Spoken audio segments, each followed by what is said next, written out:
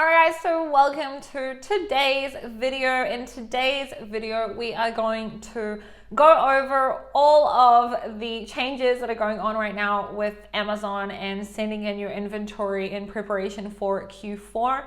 And the second part of the video is the live that I did in my Amazon FBA Alphas group, which I'll put up now. If you're not in that group, then you need to join the group. I did that live with Refael, who is the CEO of Unicargo, which is a logistics company. I've been working with Unicargo for over 4 years now, and Refael is a very good friend of mine, and we go live quite often inside of my Facebook group. And the minute that Amazon came up with what we're about to speak about, we put together some information, and we went through how you should be using a 3PL for Amazon for Q4 and different pricings for fulfillment. So Unicargo does both shipping and also warehousing, but on top of that, they also have an option for 3PL fulfillment, which is integrated with your Amazon account as well. So we're going to speak about that in the second half of this video.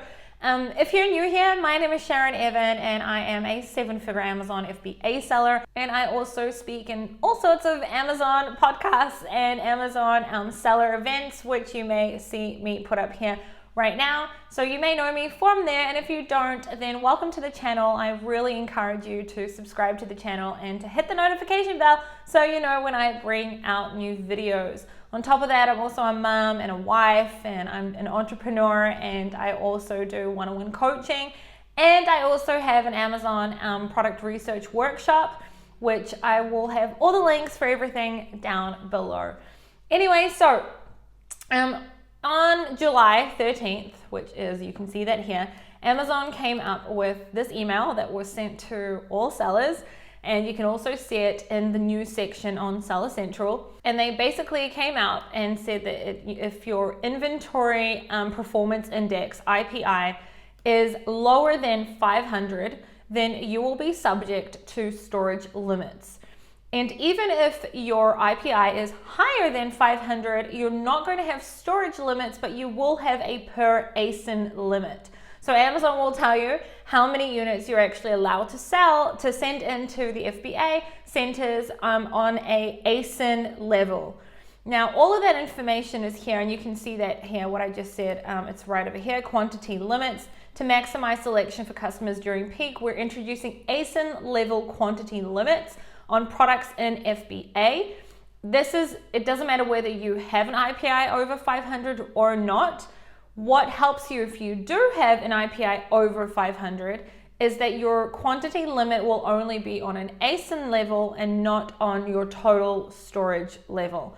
I hope that that makes sense. So in my group, we had, well, not just in my group, in general, in the Amazon world, I've seen a lot of people panicking, and I really wanted to come up with a solution rather than to, join the whole panicking side of things, because we do a lot of our sales are like 10x during Q4, and I could have also easily, been sucked into the, oh no, what do we do now? But this is a great way. This year is just an amazing way for entrepreneurs and business owners to understand what resilience means, and also how to pivot and adjust when these sorts of things happen. So I think that this is a great opportunity for everyone. On this channel, I speak a lot about brand building and not just being dependent on Amazon.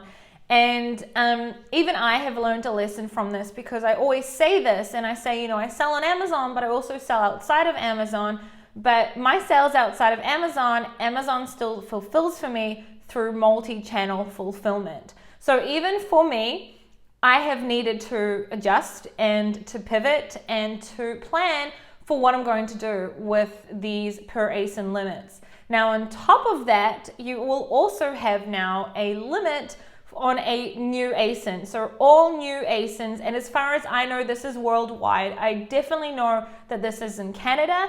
I'm 99% sure that's in the UK as well. I'm not 100% sure on Europe, but this is definitely in America, that every new ASIN is subject to a limit of a maximum of 200 units per ASIN. So that caused a bit of panic for new sellers, because new sellers were saying, well, for the rest of the year, how am I going to plan my inventory? And that's exactly what the next part of the video is going to be about, because Refael and I go through, we give you solutions about how you can send a portion of your stock to Amazon and a portion of your stock to a third-party warehouse in America. And if you then will possibly need to go FBM, which is where it's fulfilled by merchant, where you would need to fulfill your stock. And obviously, if you're not able to do that yourself, then you will need a fulfillment center to be able to do that for you, which Unicargo also has. You don't have to go with Unicargo only. I mean, there's a lot of fulfillment options out there, like Deliver and ShipBob, and I'm sure that there's many others out there. I specifically will be using Unicargo because of the relationship that I have with them, and because I know how amazing they are, and you will too when you see the rest of the video. If you have not seen Refael before, Refael is also featured in the Freedom Ticket course, and he has been featured on my YouTube channel, and him and I have spoken separately, but we've been in the same type of events as well. He's very much respected in the industry. And we do a lot of lives in my Facebook group, so if you're not a part of the Facebook group, I really encourage you to join. Just quickly, some things that all of these things that I'm showing you are going to be putting links for down below, so you can go find them yourself on Seller Central. But this is over here the letter that we were all sent out. And then over here, I'll just move myself. Over here is a frequently asked questions that Amazon put together that I really encourage you to go through as well. A lot of people have asked, because Amazon is currently giving out free removals. And a lot of people have said, well, if I make a removal, that will help my IPI score, which you probably are not going to have time anyway to do by the time that I bring this video out. But you can see here it says pending removals will not adversely affect your IPI score. And because Amazon is already in a place where it's just currently at the time of filming this, Amazon is taking a long time to accept new stock in. They're taking longer to fulfill things. I'm filming this on the 2nd of August, and Refael and I did the live Q&A a week ago, even less, I can't remember exactly, but right now it's also taking a few weeks for the removal orders to, also the free removal orders that Amazon is giving you, it's also taking a while for it to actually go through. So that's not going to help your IPI score. And then for those of you who don't yet 100% understand the way that this works, then I suggest you go through here and read this. The next thing here is the FBA inventory storage limits. So the storage limits schedule, I am filming this on the 2nd of August. I'm going to put this video up either today or tomorrow. Amazon has said that your IPI score needs to be above 500, and that needs to be by the 10th of August. So 90% of you that are under 500 probably are not going to have it above 500, and that's why this video is so important for you to watch, because you're going to have to adjust. It's not that you just put your hands up and say, well, that's it, you know, I can't sell this Q4. No, you just need to make a backup plan. And in general, I think that this year has taught us that we should always have a backup plan, no matter what. So I'll put a link for all of these here. And also you can see what the FBA inventory storage overage fee will be as well, because even if you do have an over 500 IPI score and you have more storage than what you should have on an ASIN level, you're still subject to storage fees. And you can see here it is $10 per cubic foot. So I'm going to be putting all of this information, the links to this information, in the description. Now, we're about to get into the live Q&A that I did with Refael. I know that this video is going to be long, and I know that it's a lot of information to take in. If you have questions, you can reach out to either Refael and I. We're going to be, you'll see in a second that we're going through an Excel sheet there. That Excel sheet can be found in the files section of the Amazon FBA Alphas group, which I will put up again now, and you can also join that through the link for it in the description below as well. So I will see you in the group. So we're just about to get into the video that I did with Refael. Before we do, if you haven't subscribed yet, subscribe now, because it really helps me with the algorithm and to let YouTube know that you like these types of videos. And if you don't know, I also do one-on-one Amazon coaching, and I also have a product research workshop, which is both a course and a workshop in one. So if you're interested in that as well, I'll put a link for it below. And without further ado, let's watch the video that I did with Refael. So hello everyone. I have got Refael here with me today from Unicargo. Hi Refael, thank you for being here. Hi Sharon, what's up? So we're going live today. We're here to speak about what's happening right now with Amazon, with this whole IPI situation, and new listings only being able to send in 200 units. As far as I know, it's in Amazon internationally as well, although I have had people in the UK say to me that they've been able to create shipping plans with more than 200 units, which is interesting. But for America, currently new ASINs are only being allowed to send in 200 units for now. We don't know whether it's going to be for the rest of the year or not. The reason Refael is here today is because we're going to be explaining we're looking to give people solutions, right? A lot of people are panicking right now. What do I do? Amazon will only let me send in, if you've got an IPI even over 500, you still may have unlimited storage, but you are going to have per ASIN, you're going to be allowed to put in a certain amount of stock per ASIN. Yeah. So a lot of people are stressing out. They don't know what to do. And the reason we're here today is because we want to give solutions, two separate solutions, or three possibly. One would be that there is the ability of storing in a 3PL, and Unicargo has a 3PL, which we're going to move on to Refael very shortly. 3PL meaning a third-party warehouse in America. And the second thing we're going to speak about is FBM, and using a third-party logistics company for fulfillment, which Unicargo also do. So we're going to be explaining that and speaking about that.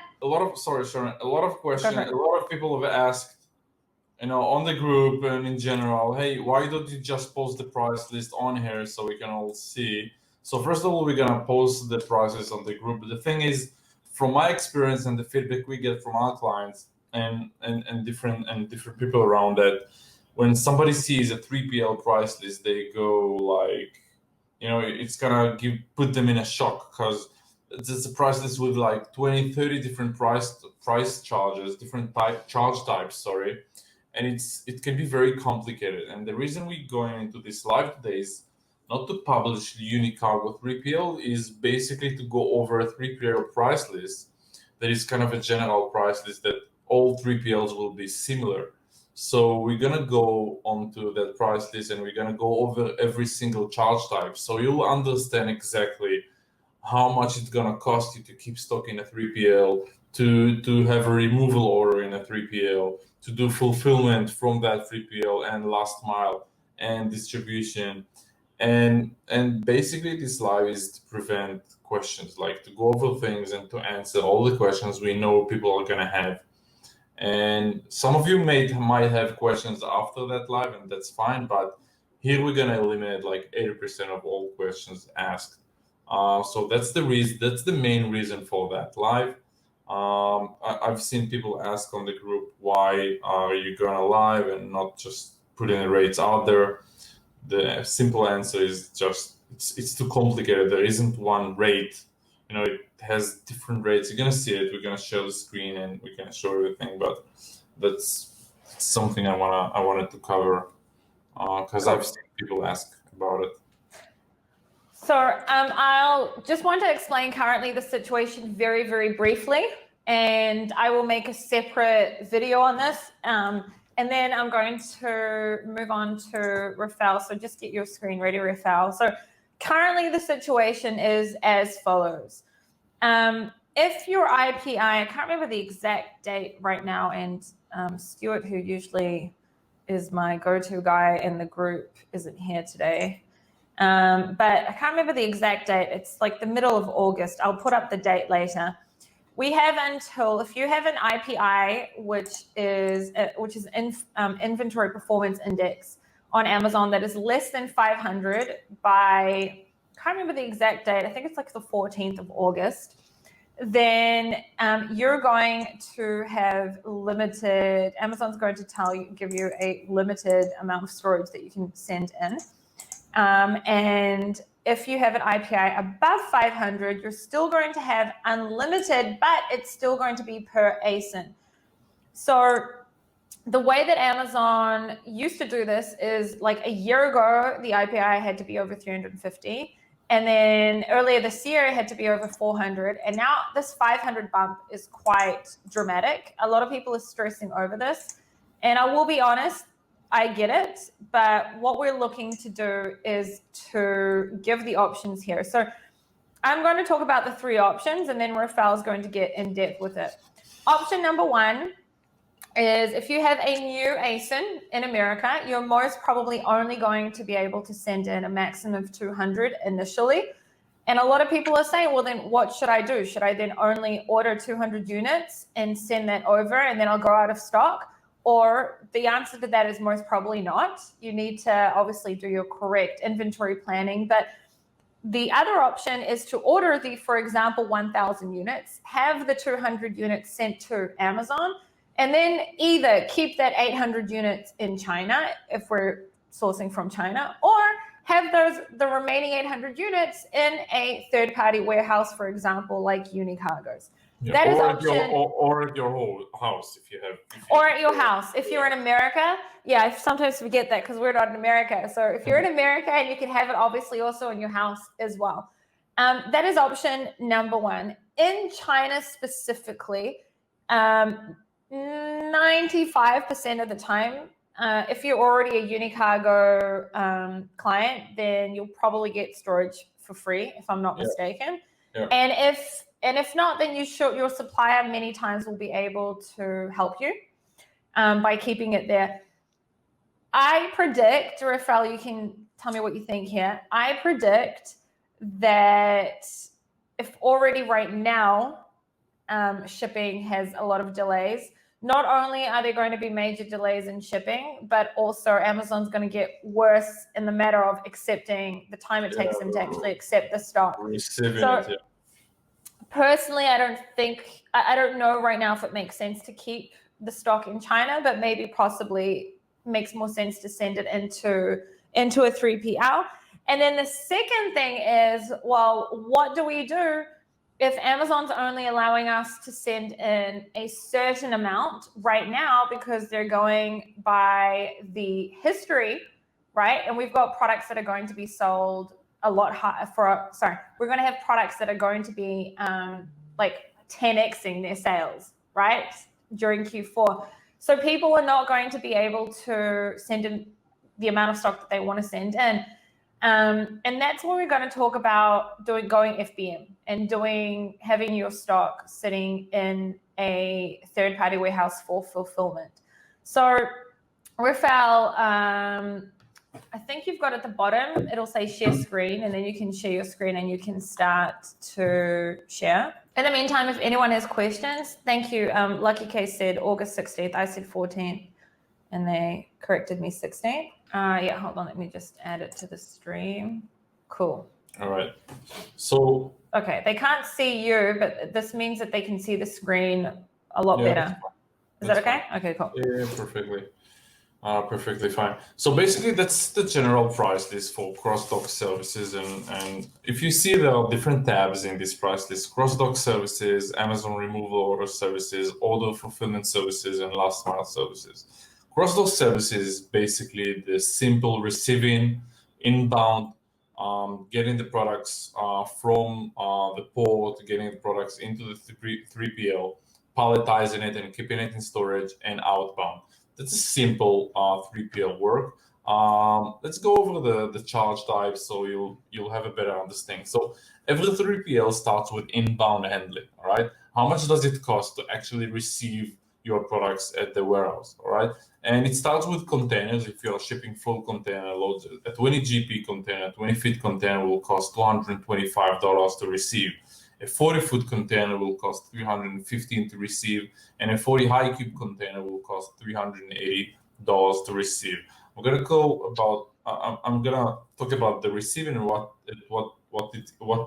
what's involved in receiving. But let's finish that part.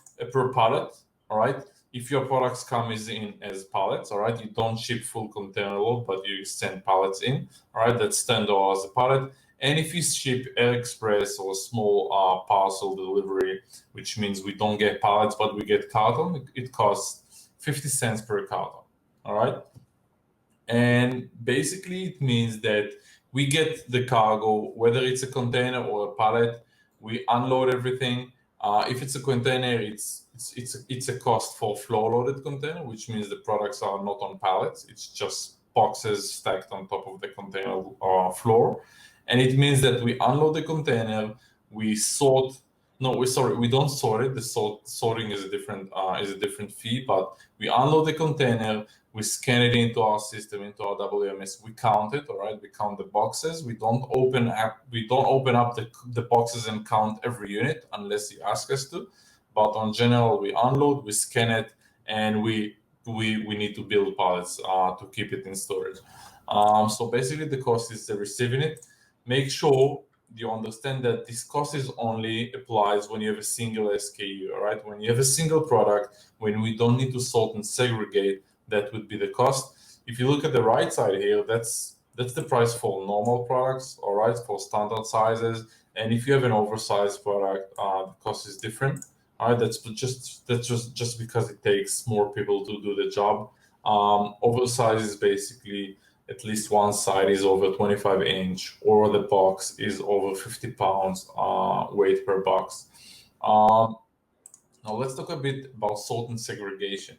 If you have a container and that container consists of 1,000 boxes and those 1,000 boxes have 5 different SKUs, we need to actually unload and put the boxes on pallets as per the SKU. And we actually have to sort and segregate every different carton. There is a cost for it. That's 50 cents per box to sort and seg. It doesn't matter how many SKUs you have. As long as you have more than one SKU, it means that we need to sort and seg the container, sort and segregate, and that's additional cost, all right? After we have the inbound, after we receive the container or we receive the pallets, we have to palletize it, all right? If it's in pallets, we don't palletize it because it's already palletized, but when you send the floor-loaded container, no 3PL in the world, it doesn't work like that. That 3PLs puts boxes on the floor. It doesn't work like that. Cargo that comes into a 3PL needs to be palletized and needs to be stored away, all right? It's usually on racks, like with the forklift, you pick it up and put it in storage. So the cost to palletize the goods would be $15 a pallet. All right, and that's where every box is the same size. If you have different size of boxes and you need to build one pallet, it will cost a bit more because it will take more time to actually sort the pallet to make sure it's built properly. But it's pretty rare, so you'll just take into account that first fee of a per pallet fee to actually take the boxes and palletize the boxes. All right. Now you have storage. All right. So we talked about inbound, getting the products in. Again, inbound, you're gonna pay a per container fee or a per pallet fee. Most of the time it'll either be a per pallet fee to receive pallets or per container fee. Most of the people don't ship loose cartons unless you have a very small shipment. Then you send it by air express, like 5 or 10 cartons. It'll be like 50 cents to get the cartons, and then you will have to palletize it, all right? If the cargo comes in on pallets, all right, from the port, we don't need to palletize it, so that charge won't occur.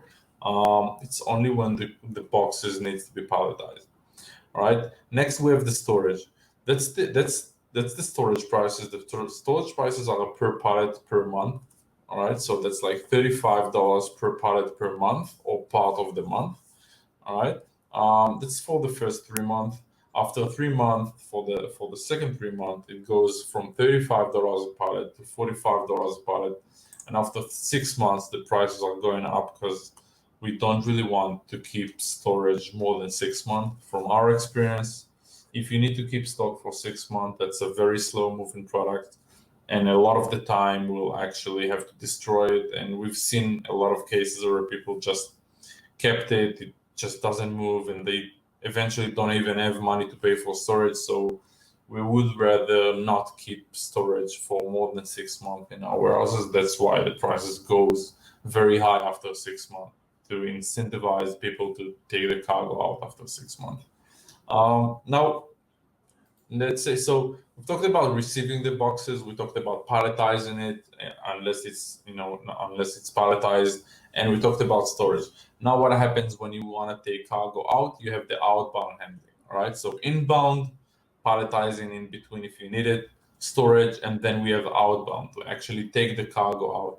If you see the outbound is a per carton fee or per pallet fee, remember those that your products are stored away, they are on pallets, on the racks, and now you need somebody with a forklift to go out and take that pallet. If you want to strip the pallet, if you want to just send some cartons out, that's also possible. That's why you have a per carton fee. It's $1.5 to actually per carton to take it out, and it's $5 per pallet to take the pallet out of the warehouse.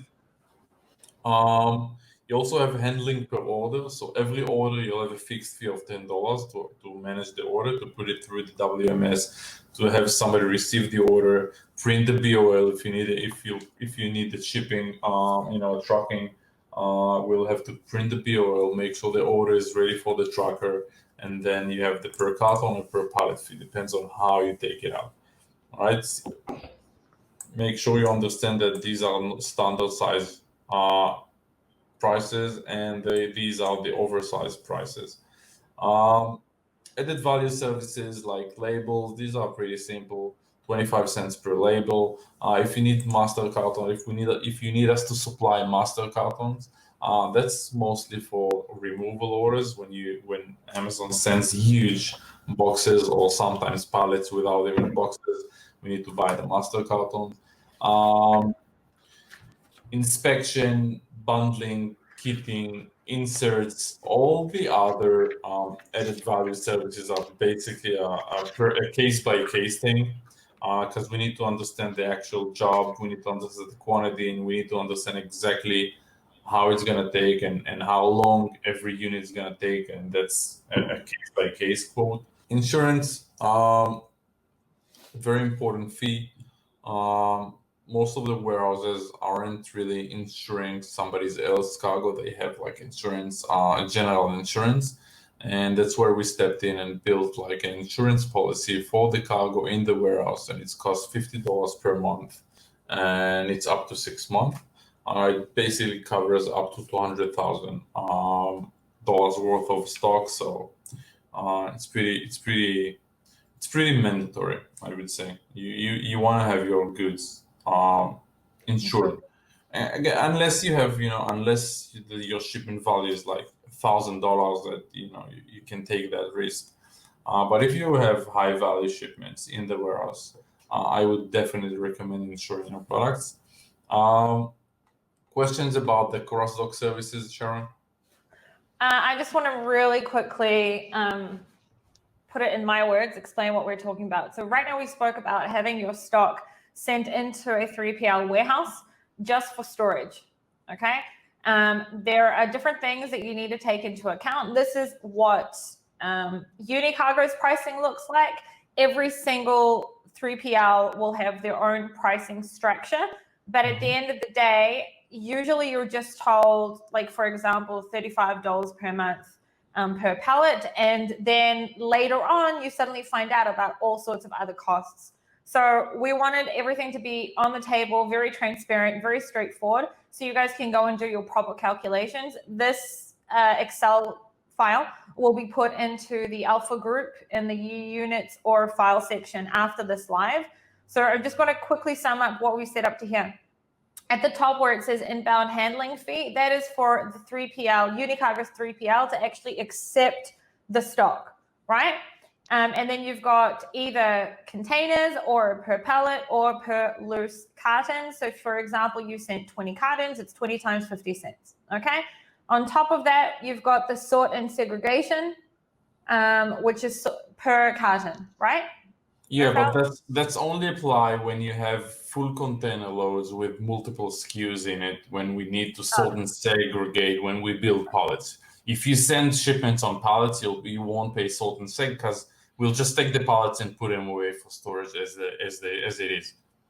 Cool. The next thing is palletizing. So if they need to palletize it, you've got the pricing there. The next thing, which is the most important thing technically, is the storage itself, right? So during Q4, no matter what, in my experience, Unicargo is cheaper than Amazon's storage fees, no matter what. But in general, you've got $35 per pallet from, like we said, between 1 to 3 months, and then 45 from 4 to 6 months, etc. And that's for normal storage, and then oversized is more or less actually the same. Okay, cool. It's the same. It's the same. So that's the storage itself. On top of that, we've got outbound handling. So now you need to send the stock back to Amazon or to your house or to wherever. Can you scroll down a little bit, Refael? Yeah. The outbound handling fee. So you've got it there. Why does it say handling per order? Is that per order on top of the per carton? Yeah, let's say you have like 5 pallets to take out. You'll pay 5 times 5, $5 per pallet, and on 5 pallets, and then you'll have a $10 per order. Just a fixed $10 for that order to print the BOL, to make sure everything is ready for the trucker, and to arrange the whole thing basically. Okay, cool. And then scroll down a little bit, and then we spoke about insurance, where we said that the insurance is there. Labeling is once you've sent, for example, I'm specifically targeting right now Amazon sellers, when you are you have your stock sitting inside of the 3PL, and now you need to send it to Amazon. They need to go ahead and get the cartons out of the pallet, take each box and put a label on it. That's a cost for that. That is about 3PLs. We have 2 questions here. Okay, 1 second. Heather, we can't see you, Refael. I'll get rid of this in a second. I'm just showing you what she said. I received quotes from Unicargo today to send to Dallas 3PL and LA 3PL. I know you don't always get to choose which Amazon fulfillment center the product goes to, but sometimes they'll have it sent to one closest to your ship from. I've heard in a podcast that the Dallas FBA fulfillment center is slower to receive products than others. Is there any truth to this rumor I heard? Yes, there is. Refael, do you want to? Yeah. To be honest, every fulfillment center is having major delays and setbacks on receiving products. You can try and play with your ship from address. Just ask Unicargo, just ask us for an LA for all of our warehouses, locations, addresses, and you'll get an LA address, a Dallas address, a New Jersey address. One thing I forgot to mention, those prices are for all of our warehouses. We have a location in New Jersey, we have a location in Dallas, and we have a location around Los Angeles, Southern California. And we try to unify the whole thing. So it's a one price list for 3 locations. Heather, so basically, I would say every fulfillment center is very full right now, and it's having major delays. Having said that, shipping, if you'll get a West Coast facility like Southern California and Amazon warehouse, it'll be cheaper to ship and faster to ship. So it's better to have a Southern California location. Just try and put the ship from address of our LA 3PL and see. By the way, I always put your LA as my ship from address. Which again, it's important that we say this. This is fine if it's from China, right? Because China doesn't look at the Amazon. Hold on, but we're talking about if it's coming out of your 3PL, so it doesn't matter. Okay, yeah. because India does look at Amazon's shipping label as a actual export label. Yeah, But out of the 3PL, it doesn't matter. Personally, as someone who puts your LA ship from address, I always get the Memphis warehouse. Yeah, it's pretty much per account, per product. It doesn't always work. But it's worth a shot, you know, it doesn't cost money. It's worth a shot anyway. Heather also asked, with COVID cases rising in both California and Texas, are there concerns about availability of workers in the 3PLs? Yeah, and we've seen it throughout the first wave. We had a shortage of staff and things were going slowly, but it is what it is, you know, that's the situation. That's the world we live in today, and we have to just cope with it. So that's one of the reasons Amazon is being backed up and so busy, because they have, you know, a lot of people in quarantine, social distancing, and they have a lot of capacity problem and manpower problem. If Amazon got that problem, we'll probably have it as well. Okay. Next thing is, I don't know who asked this, but are those storage facilities in the US or supplier country? So this is for the US. We mentioned that at the beginning. Segar asked, can you please post a spreadsheet if not already done? We're going to be posting the spreadsheet after. Another very important thing is, when you assess 3PL prices, those prices will be different. You'll see Unicargo prices, and Unicargo prices will be more expensive here, but cheaper there. So you might see a cheaper per pallet cost for storage, but receiving is more expensive and take it out is more expensive. You gotta try and make a scenario. Try and make a scenario for a real shipment that you have, and try to price it with Unicargo's price list and other warehouses' prices, and just see the bottom line. All right, it's very important to account every single price on your shipment. All right, so every warehouse should have an inbound cost. All right, the cost of receiving the cargo, cost of palletizing it if you're shipping loose boxes, cost of storage, and cost of outbound to take it out. All right, so try to run a scenario based on a real shipment that you have and compare a scenario. Don't compare a charge. All right, don't compare storage per month. Compare a full scenario for a full shipment. They'll give you a real idea about the price list. Okay, we have another question here about tariffs, which is off subject. So I'm just going to say, I don't know if, how do you pronounce his name? Ali Khan. I hope I'm pronouncing it correctly. I don't know if you are in the Alpha group or not, because I'm also streaming this outside of the Alpha group. But inside of the Alpha group, like 2 weeks ago, Refael and I did a live, and we specifically spoke about this, but I also replied to you with the website, which is hts.usitc.gov, in order to check tariffs. One more question, then we're moving on to the next thing, and then we'll come back to questions later. Heather saying, I'm guessing storing in Dallas would give you faster delivery dates if you need to do FBM, as it's more centrally located in the country. Accurate assumption, Refael? Yeah, that's an accurate assumption. Now, it really depends on the activities. Some of the sellers we work with have very big FBM activities, and we actually split their goods into 3 different locations, and then it saves a lot of money on the last mile, the actual shipping, the B2C, and it's much faster. But again, it really depends on your activity. You can actually take the data of your buyers and see where the majority of them are located, and then choose a warehouse based on that data. Cool. Let's move on to the removal orders part of it. Yeah. All right.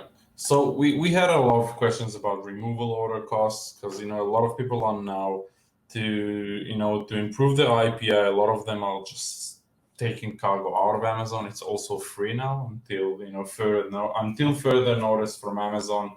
The actual inventory placement service is free, which means Amazon will basically send your products to wherever you need in the States for free. All right, they'll actually pay for the shipping to take it out and ship it to your house, to your 3PL, whenever it might be in the States. And that's a very, very good benefit, because usually it costs about 50 cents per unit. That might be able to save you a lot of money. So warehouses, 3PLs, all the 3PLs will have a section for Amazon removal order. I don't know if you know it, but when you execute a removal order, let's say you shipped your whole shipment into Amazon Dallas, your products won't really stay in Amazon Dallas. Amazon will distribute it within their own network of warehouses and trucking. It'll be distributed throughout the whole country. All right, your products will be around 200 different warehouses. And when you do a full removal order, all these warehouses will start sending units, right, to the warehouse, to the 3PL. So 90% of the times we will get your products not on your, not on your master boxes, not as they got into Amazon. Amazon will break the boxes and will start distributing units. So most of the time we will get units. You might have a 500 unit removal order, and we might get 300 shipments, 300 different shipments from 300 locations on different days, and it's a mess. All right, so let's go into the costs. Inbound handling is a per unit fee. So the cost is $1.3 per unit to receive it. We sort it, we segregate it, we count it, and we give you a report of what arrived into the warehouse. And then you have like the regular, like the same as the cross-dock services. Palletizing it, we'll have to build pallets and keep it on pallets, because most of the time it won't arrive on pallets. And then the regular storage fee and outbound, right? We covered storage, palletizing, and outbound.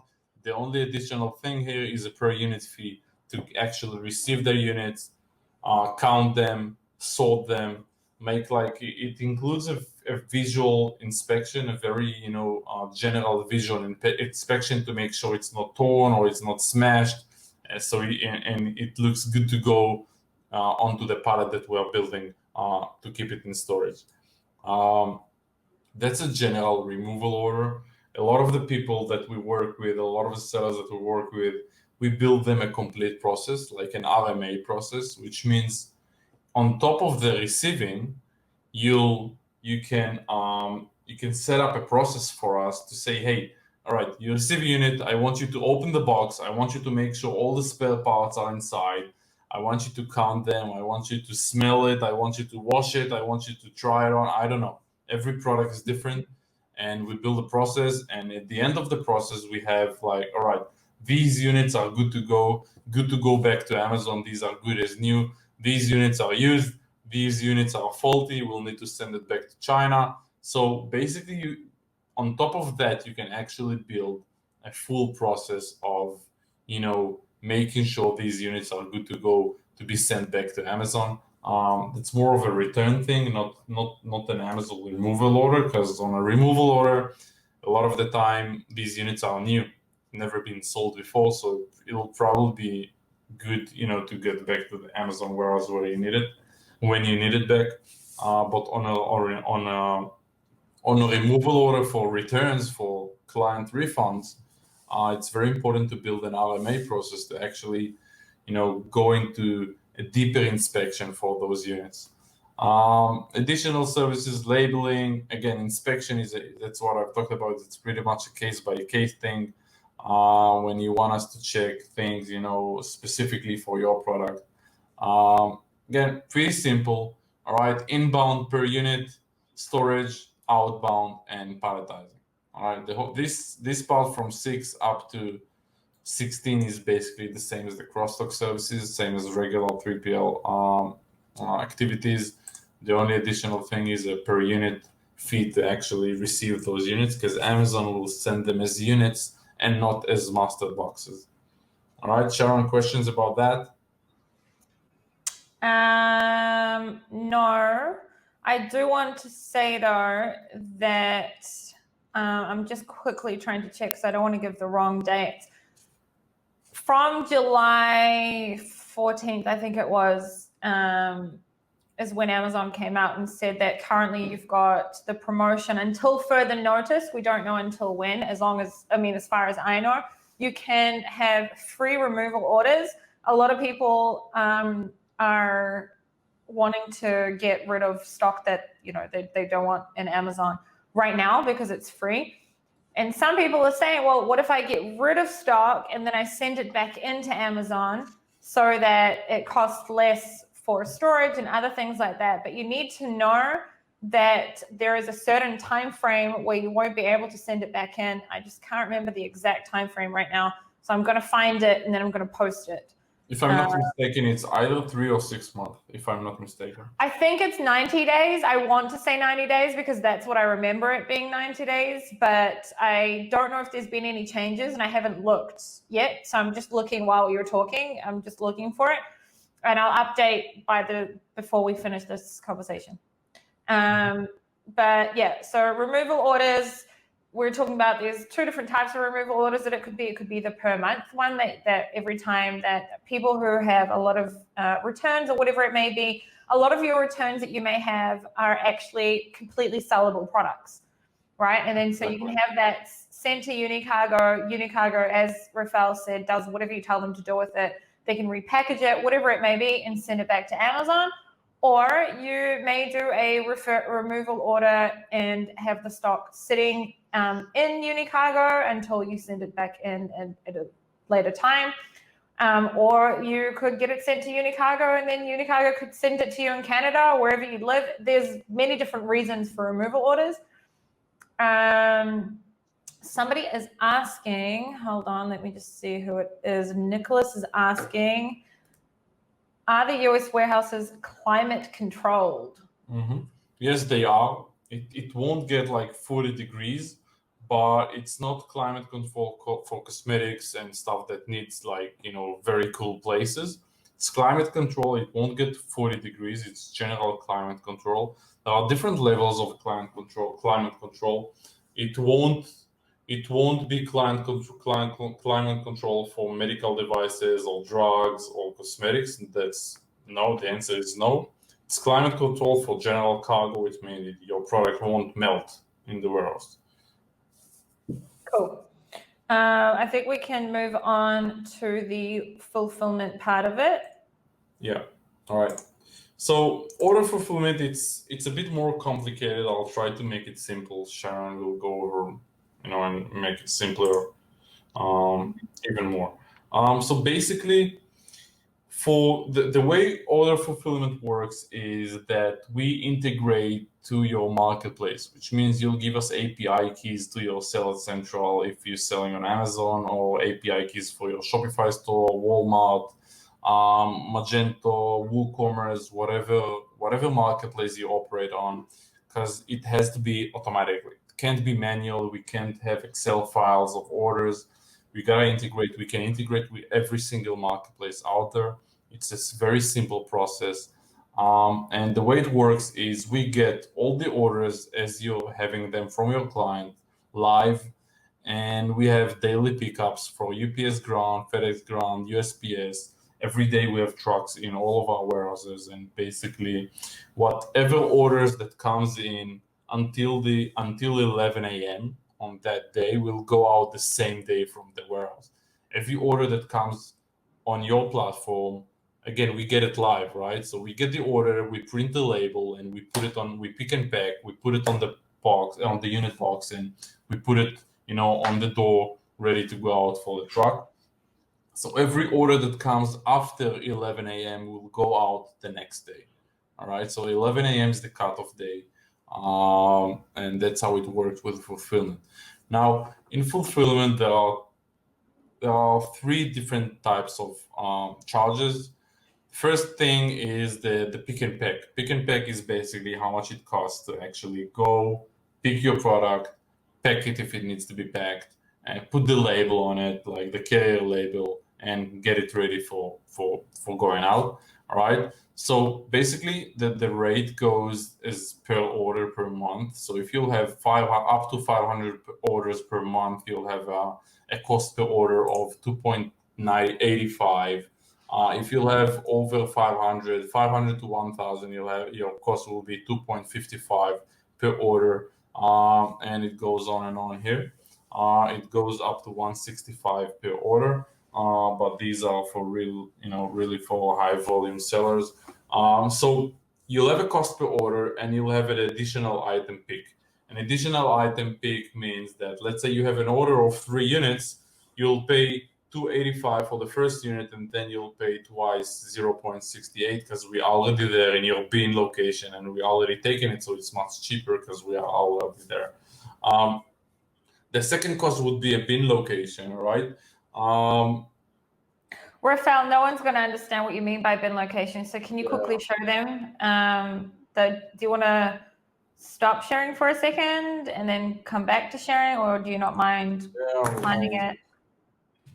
Find it on Google. So do you see my screen, or do you just see the Excel file? We still see the Excel file. I think you need to give permission for, or choose the different screen. So I'll quickly explain it while you're looking for it. When you store something, when you store your stock in a 3PL, you have 2 different things. One thing is your stock is put on a pallet, in a different place. And then they create little bins, which Refael's about to show you, with, let's say, like 100 units in each bin. Instead of them needing to go physically, and go to your pallets, open up a box, take one piece out for that one order and go back, they take a certain amount of, I don't know how many, like 100 or something, and they put it in a bin, and then they put all your products in the same area in these different bins. And Refael will show us what that means in a second.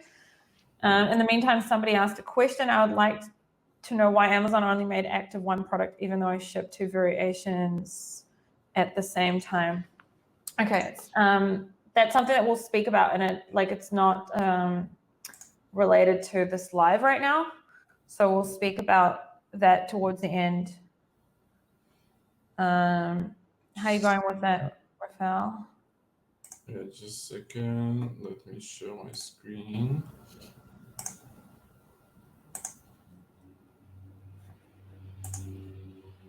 Just a sec. No problem. Aviv from Unicargo is watching us too. All right, do you see it? Do you see my screen? Yeah, hold on, I need to share it. Okay. So you see these are bin locations in a 3PL. It's like very small compartments where we just put products, the actual products, per unit boxes there. And instead of, as John said, instead of breaking up a pallet every single time you have an order, we know exactly where to go to your bin and take that unit, because these are ready to go units on bins. This is what we call a bin location. You see, let me see. Here's another example of bin locations. It's basically a compartments or like open boxes where we put on a shelf, and we know that's your box. And when we need to pick it, we need to pick something from there. We'll have a barcode. We'll know exactly where to go and how to pick it. All right, some more examples.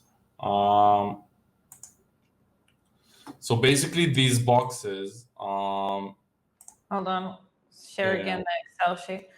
Yeah, so basically these boxes will actually cost money to store. Let me share my screen. Let's get back to the Excel file. And it costs because it's storage. It's more storage area. Yeah. It's another storage unit that's a $5 per SKU per month for bin locations. So let's say you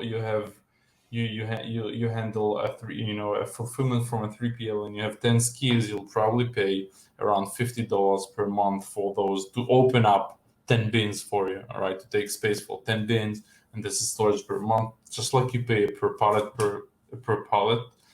storage fee. These bin locations also cost per month fee. Integration fees, it's account setup and implementation. Again, that's only when we do FBM. I will have one of our API guys to set up everything, do the testing. It's a one-time setup fee of over $100. And if you want a client portal management, where we actually give you your own portal to see all the orders, all the pending, all the statuses of the order. Let's say we give you a user for our WMS basically, and it's not mandatory, but 90% of the people who do FBM wants that to have better control and see everything. And that's $40 per month for the client portal management. So we had the cost per order. All right, let's say you have an order and you have 500 orders a month. It will cost you basically 2.85 to pick and pack. If you have an additional item in the same order, it will cost you 68 cents per unit for any additional item on that same order. And that's basically the cost of going to the bin, taking the box, taking the unit out, printing the UPS label. The cost here includes the actual label, printing the label, putting the label on a box, and making sure it's ready to go out, updating the system and everything, scanning it to the system, and everything. And on top of that, you'll have the last mile services, all right? The actual shipping cost, all right? Until now, the order fulfillment service is just the pick and pack, label, and make it ready for the shipping. And then you have to add up your actual shipping, all right? The actual shipping, the B2C shipping, is based on zones, on the how far is it from the 3PL up to your final delivery address, your clients, the client who bought the product. And it goes by up to from 1 pound and above, and below 1 pound with ounces. It's a bit. That's not something I would like you to try and calculate by yourself, because that's a bit more complicated. Whenever we have an FBM client or potential client, we would like to set up a Zoom meeting with him, see the unit sizes, see everything, and helping him understanding his real costs, because that's a bit more complex than regular storage.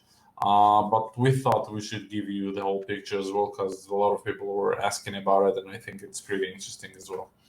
Sharon, do you wanna do your own simplified thing? Yeah. Can you go back to your order fulfillment services page first, the one before? Yeah. Okay. So here, can you change the orders per month to, let's just say 500? Yeah, let's do 501. Okay. Let's just say you have 501 units per month sent through Unicargo's fulfillment. Okay. Then the cost per order, which means for one SKU or one ASIN, one SKU, yeah. For one SKU would be $2.55. And every additional product or SKU added to that order would be 55 cents, okay?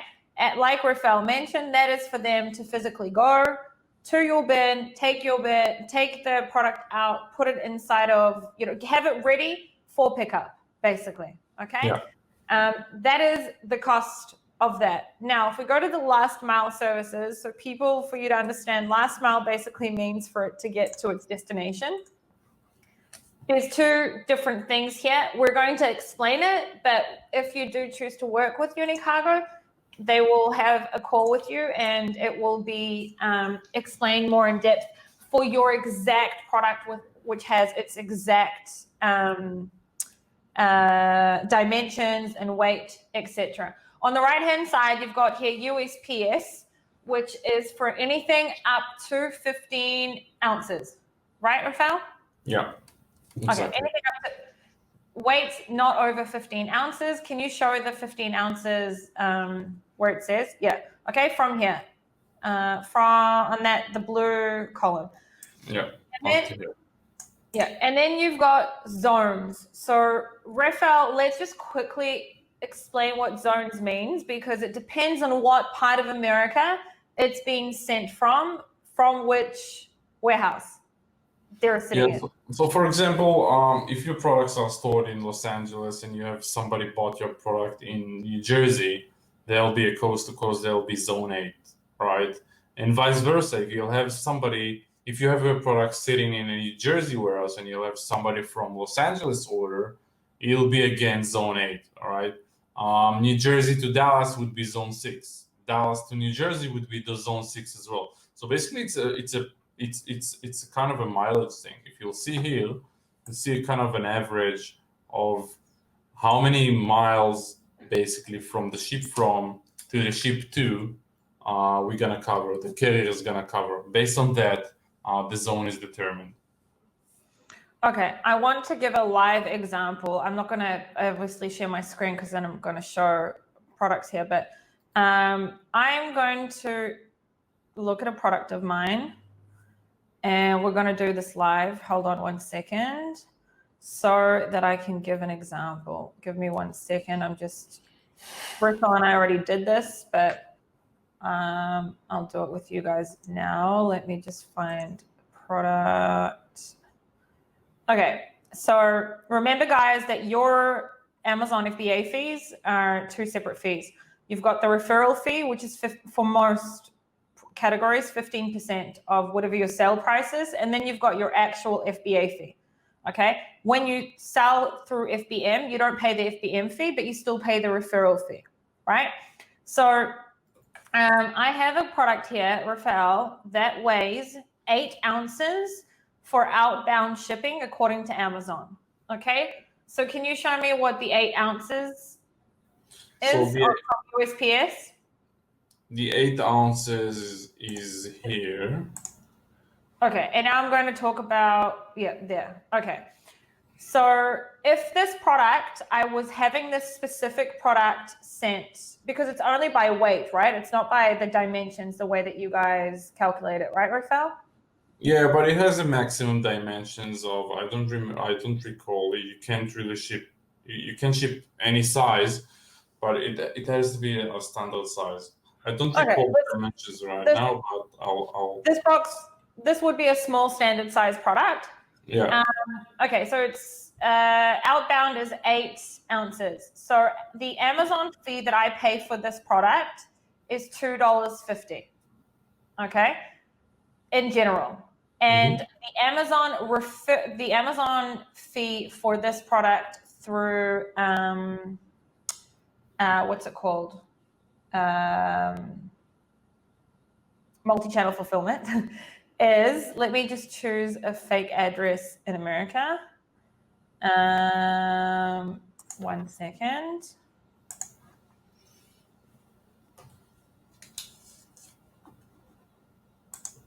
Let's just say for Florida, okay? Florida, what zone would that be?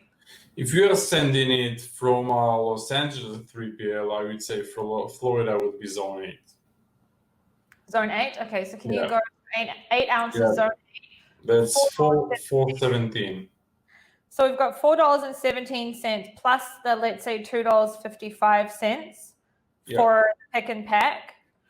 Okay, and then on Amazon, I would have paid, and people need to understand like the difference here. So $4.17 plus $2.55 is $6.72 for an FBM through USPS and Unicargo. Whereas if it was just through Amazon, it would have been $2.50 for the fulfillment. Sorry, for the FBA fee. And then if I was doing it through multi-channel fulfillment, okay, Amazon's giving me three options. So we've got to get it, if I send it out today, it'll arrive by August 1st, which is a few days away. And they're telling me it will cost $4.95. Whereas here it would have cost $4.17 plus the $2.55, which is $6.72. $6.72, yeah. Yeah. Or I can have it expedited, which is within 2 days, $5.69 for the fulfillment through Amazon's multi-channel fulfillment. Or if I want it same-day delivery, it's $12.80. Okay, so your pricing would be more or less the same as Amazon's expedited option. And USPS is between 1 to 3 business days. Yeah, no, that would be the same as the first option, all right? Because Amazon standard shipping would be USPS. But Amazon standard shipping is telling me it will only arrive on August 1st, which is how many days away? Yeah, that's the same. That's the same as USPS. That's the same as USPS.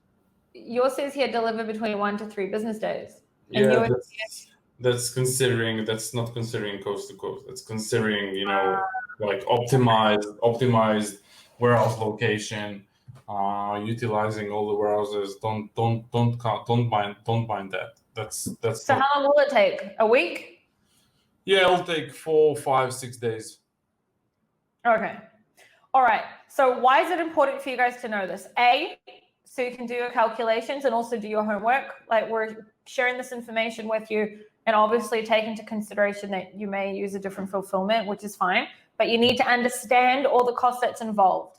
B, we're doing this so that you can do your own calculations to understand if FBM even makes sense for you, because no one can compete against Amazon's FBA fees in this world. Okay, no one can. That's A. B. C, you need to remember, if we look at what happened during COVID a few months ago, that there were situations where we had Amazon prioritize certain types of categories or products, and then it totally affected sales for people that it was showing that the product will only be fulfilled in a month from now. That's A. B, the next option, the next thing we need to take into consideration is, if Amazon is not going to let you send in stock, right, or a certain amount of stock, and you need to have that stock, you need to understand your alternatives. It's not that you shouldn't, should be out of stock and not sell. You need to be able to do these calculations. So this is what the pricing looks like. For Refael and I will make a template, which I'll upload in the coming days for people who would like to get quotes for FBM. Mm-hmm. I feel like we gave all the information, and now we've got a few questions, and then if we think of something else we need to add, we'll add. Yeah. Who was this? Let me just see. I think it was Andrea. I think yeah, it was Andrea. Is it? Yeah. No, it wasn't. It was Lucky Case. Lucky Case said, is seller fulfilled Prime option also available with Unicargo for FBM sellers? Yeah. No. It's available. But seller fulfilled Prime needs to be within 2 days. Yeah, but that's the shipping label that you'll get from Amazon. All right. And then a lot of the time we'll just put the shipping label and take it out, and you'll pay the fees to Amazon. That's also an option. That's awesome to know. I didn't know that. Okay, cool. Is it better to palletize in China than if planning to use 3PL and doing FBM? No, because either way, when you send the sea shipment, it will arrive palletized to its destination. All right. Because in the US, nothing move on boxes unless it's express. So if you use Sea Express, it will arrive in parcel in boxes, right? You can't send Sea Express on pallets. You just can't. So if you send a regular sea shipment, it will already arrive on pallets. So don't bother palletizing it in China, because it will arrive palletized to the 3PL. Okay. And Lucky Case asked, the 285 applies to any size product. That was for the pick and pack. Yeah, no. These are standard size products. I'll get the what considered as standard plus size dimensions, and we'll add it to the price list here. Okay, Luca asked, ready for pickup means is going to be put in a box, Jiffy mailer, or in its own packaging. What would be the cost for each option if there is a choice? Mm-hmm. Well, basically, it's a choice. There is a choice. It depends on the actual product you're having.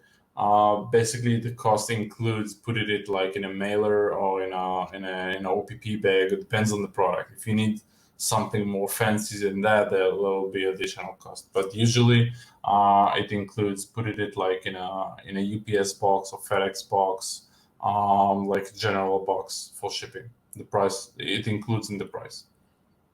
Cool. So I think that is it. If anyone else has a question, I'll just explain a little bit more. None of us can predict what's going to happen for the rest of the year. I don't see Amazon changing the new IPI structure now for the rest of the year, and I don't see things getting better on that side of things when it comes to Amazon right now. So I definitely think that, especially if you're a new seller and you've got the 200 units limit, you'll have to utilize a 3PL. You'll have to use a 3PL. Not for fulfillment, but you'll have to use a 3PL for keeping your stock there. holding your stock in there. And then what you'll need to do is drip feed Amazon. Every time Amazon allows you to make a shipping plan, you open up a shipping plan and you start drip feeding Amazon to Amazon.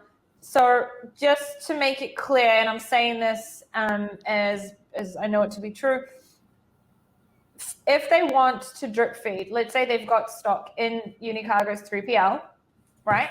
And they want to drip feed into Amazon, they can technically use Amazon's online on ground shipping, which I don't think anyone can beat Amazon's pricing, if I'm not mistaken. Nobody can beat Amazon pricing, but there are pros and cons on using Amazon carriers. Amazon carriers, when sending pallets, are very, very, very slow. Until they arrive to pick it up, until they schedule an appointment, until they deliver it, it might take 3 weeks. Whether using a direct truck or dedicated truck, or using a different trucking company, it's totally different. It's much faster. All right. So again, if you're only about saving money, Amazon will be the best option. But if you need your products to arrive faster with the 3PL, you might be better off paying more money just to get it delivered faster. That's for the appointments, the scheduling, like the Amazon partner carrier for pallets. And Amazon partner carrier also do UPS ground. All right. If you need it express, that's also a very good option, a very cheap option as well. And that's a good thing as well.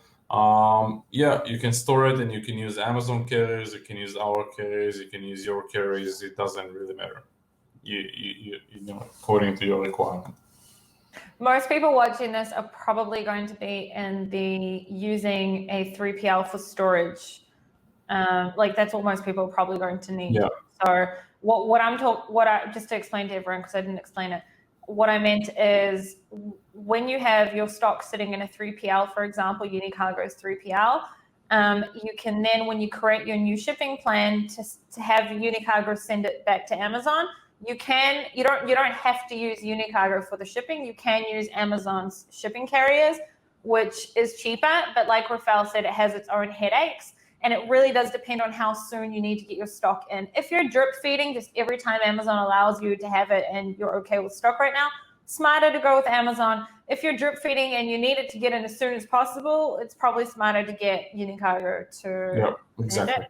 And that communication is to be done with your team or wherever they have their... We're 3PL guys, Cool.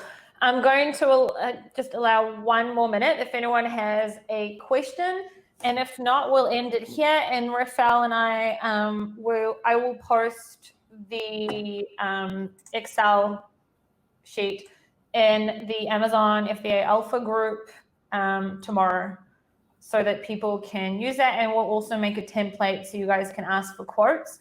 And you guys need, like, I specifically, I don't know if you guys have noticed, I've been a bit quiet in the group because I myself am starting to do inventory planning until the end of Chinese New Year, because we don't know what's going to happen in China this year. This is not relevant to everyone who sells on Amazon. This is more relevant for people who have, already businesses that are already up and running in Amazon and are doing the inventory planning. But you need to know how to do your inventory planning correctly. And it's everything at the end of the day comes down to knowing pricing, knowing how much everything costs, which is why we've done this. What did Andrea say? She said, sorry, I don't understand what you said about getting units and pallets in China. Can you explain further, please? All right. So basically, when you use sea shipping in China, they won't palletize it unless you ask. When the products will arrive into the States, into the destination country, I assume it's the United States, the port warehouse will palletize it anyways.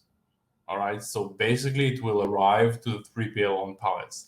If you want to have your own order, like sorted in China, if you have different SKUs and you want them you want them sorted based on SKUs, you're better off palletizing it in China. All right. But if you have one SKU, it doesn't make sense to palletize in China unless it's a very fragile or delicate product. But if it's a general product, you'll better off shipping it as boxes. Again, once it's arrived, once the container arrives into the States, it will be palletized anyways. All right, so you might as well save some money there. Cool. All right, clear and transparent. Thank you, Sharon and Refael. We've got a lot of thank yous here. And I think we're good. So we'll post that in the group tomorrow. Refael, if anyone wants to get in touch with Unicargo, they should email service@unicargo.com. Yep. If someone specifically needs to get a hold of you, everyone needs to know Refael is usually makes himself extremely available to everyone, but also he's still the CEO of this company and is also very, very busy. But if you need Refael specifically, you can email at unicargo.com. I'll ping you on Facebook as well. You can direct message you on Facebook as well. Yeah. And just so everyone knows, like, obviously I don't work for Unicargo or anything like that, but Refael and I are good friends, and I believe in his company a lot. And if you have any issues, like, I'm here too. People, or if anything, you have questions or whatever it may be, like, I'm here too. You can also send me a message. I've got Refael on speed dial. I'll just call and be like, hey, what's going on? So it's all good. Yeah. And your website is www.unicargo.com. Yep. Cool. That's us. Awesome. All right, guys. Have a great evening. Refael, thank you for coming on. Thank you. Thank you, guys. Happy planning. Bye.